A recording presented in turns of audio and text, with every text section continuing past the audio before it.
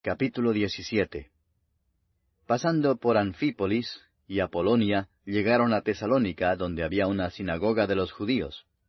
Y Pablo, como acostumbraba, fue a ellos y por 3 días de reposo discutió con ellos, declarando y exponiendo por medio de las Escrituras que era necesario que el Cristo padeciese y resucitase de los muertos, y que Jesús, a quien yo os anuncio, decía él, es el Cristo.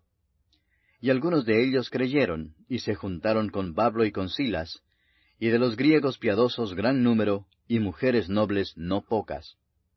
Entonces los judíos que no creían, teniendo celos, tomaron consigo a algunos ociosos, hombres malos, y juntando una turba, alborotaron la ciudad, y asaltando la casa de Jasón, procuraban sacarlos al pueblo. Pero no hallándolos, trajeron a Jasón y a algunos hermanos ante las autoridades de la ciudad, gritando, «Estos que trastornan el mundo entero también han venido acá, a los cuales Jasón ha recibido, y todos estos contravienen los decretos de César, diciendo que hay otro rey, Jesús». Y alborotaron al pueblo y a las autoridades de la ciudad oyendo estas cosas. Pero obtenida fianza de Jasón y de los demás, lo soltaron. Inmediatamente los hermanos enviaron de noche a Pablo y a Silas hasta Berea. Y ellos, habiendo llegado, entraron en la sinagoga de los judíos. Y estos eran más nobles que los que estaban en Tesalónica, pues recibieron la palabra con toda solicitud, escudriñando cada día las Escrituras para ver si estas cosas eran así. Así que creyeron muchos de ellos, y mujeres griegas de distinción, y no pocos hombres. Cuando los judíos de Tesalónica supieron que también en Berea era anunciada la palabra de Dios por Pablo, fueron allá y también alborotaron a las multitudes. Pero inmediatamente los hermanos enviaron a Pablo que fuese hacia el mar, y Silas y Timoteo se quedaron allí. Y los que se habían encargado de conducir a Pablo le llevaron a Atenas, y habiendo recibido orden para Silas y Timoteo de que viniesen a él lo más pronto que pudiesen, salieron. Mientras Pablo los esperaba en Atenas, su espíritu se enardecía viendo la ciudad entregada a la idolatría. Así que discutía en la sinagoga con los judíos y piadosos, y en la plaza cada día con los que concurrían. Y algunos filósofos de los epicúreos y de los estoicos disputaban con él, y unos decían, «¿Qué querrá decir este palabrero?». Y otros, «Parece que es predicador de nuevos dioses», porque les predicaba el evangelio de Jesús y de la resurrección. Y tomándole le trajeron al Areópago diciendo, «¿Podremos saber qué es esta nueva enseñanza de que hablas? Pues traes a nuestros oídos cosas extrañas. Queremos pues saber qué quiere decir esto, porque todos los atenienses y los extranjeros residentes allí en ninguna otra cosa se interesaban sino en decir o en oír algo nuevo».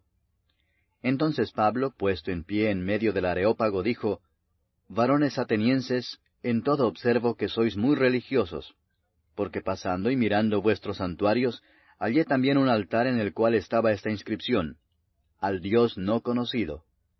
Al que vosotros adoráis, pues, sin conocerle, es a quien yo os anuncio. El Dios que hizo el mundo y todas las cosas que en él hay, siendo Señor del cielo y de la tierra, no habita en templos hechos por manos humanas, ni es honrado por manos de hombres como si necesitase de algo, pues Él es quien da a todos vida y aliento y todas las cosas. Y de una sangre ha hecho todo el linaje de los hombres para que habiten sobre toda la faz de la tierra, y les ha prefijado el orden de los tiempos y los límites de su habitación, para que busquen a Dios si en alguna manera, palpando, puedan hallarle, aunque ciertamente no está lejos de cada uno de nosotros. Porque en Él vivimos y nos movemos y somos, como algunos de vuestros propios poetas también han dicho, porque linaje suyo somos. Siendo pues linaje de Dios, no debemos pensar que la divinidad sea semejante a oro, o plata, o piedra, escultura de arte y de imaginación de hombres.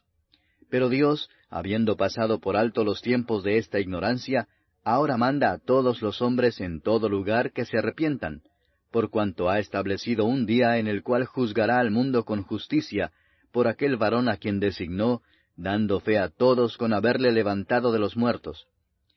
Pero cuando oyeron lo de la resurrección de los muertos, unos se burlaban y otros decían, «Ya te oiremos acerca de esto otra vez». Y así Pablo salió de en medio de ellos. Mas algunos creyeron, juntándose con él, entre los cuales estaba Dionisio el Areopagita, una mujer llamada Dámaris, y otros con ellos. Capítulo 18.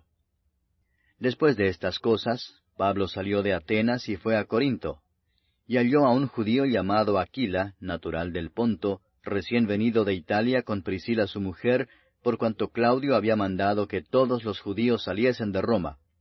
Fue a ellos, y como era del mismo oficio, se quedó con ellos y trabajaban juntos, pues el oficio de ellos era hacer tiendas. Y discutía en la sinagoga todos los días de reposo, y persuadía a judíos y a griegos. Y cuando Silas y Timoteo vinieron de Macedonia, Pablo estaba entregado por entero a la predicación de la palabra, testificando a los judíos que Jesús era el Cristo. Pero oponiéndose y blasfemando éstos, les dijo, sacudiéndose los vestidos, Vuestra sangre sea sobre vuestra propia cabeza. Yo, limpio, desde ahora me iré a los gentiles. Y saliendo de allí se fue a la casa de uno llamado Justo, temeroso de Dios, la cual estaba junto a la sinagoga. Y Crispo, el principal de la sinagoga, creyó en el Señor con toda su casa, y muchos de los corintios, oyendo, creían y eran bautizados.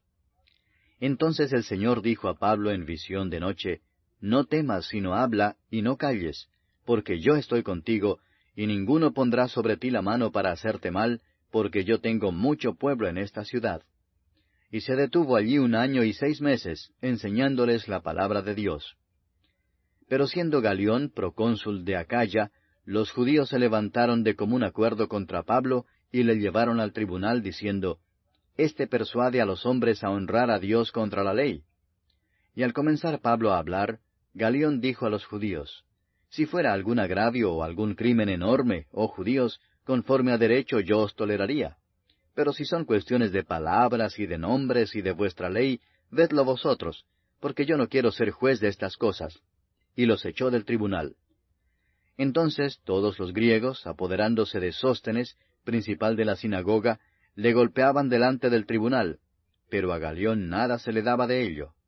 Mas Pablo, habiéndose detenido aún muchos días allí, después se despidió de los hermanos y navegó a Siria, y con él Priscila y Aquila, habiéndose rapado la cabeza en Cencrea, porque tenía hecho voto. Y llegó a Éfeso y los dejó allí, y entrando en la sinagoga discutía con los judíos, los cuales le rogaban que se quedase con ellos por más tiempo, mas no accedió, sino que se despidió de ellos diciendo, Es necesario que en todo caso yo guarde en Jerusalén la fiesta que viene, pero otra vez volveré a vosotros si Dios quiere. Y zarpó de Éfeso. Habiendo arribado a Cesarea, subió para saludar a la iglesia y luego descendió a Antioquía. Y después de estar allí algún tiempo, salió, recorriendo por orden la región de Galacia y de Frigia, confirmando a todos los discípulos. Llegó entonces a Éfeso un judío llamado Apolos, natural de Alejandría, varón elocuente, poderoso en las Escrituras. Este había sido instruido en el camino del Señor, y siendo de espíritu fervoroso, hablaba y enseñaba diligentemente lo concerniente al Señor, aunque solamente conocía el bautismo de Juan. Y comenzó a hablar con denuedo en la sinagoga, pero cuando le oyeron Priscila y Aquila, le tomaron aparte y le expusieron más exactamente el camino de Dios. Y queriendo él pasar a Acaya, los hermanos le animaron y escribieron a los discípulos que le recibiesen. Y llegado él allá, fue de gran provecho a los que por la gracia habían creído, porque con gran vehemencia refutaba públicamente a los judíos, demostrando por las Escrituras que Jesús era el Cristo.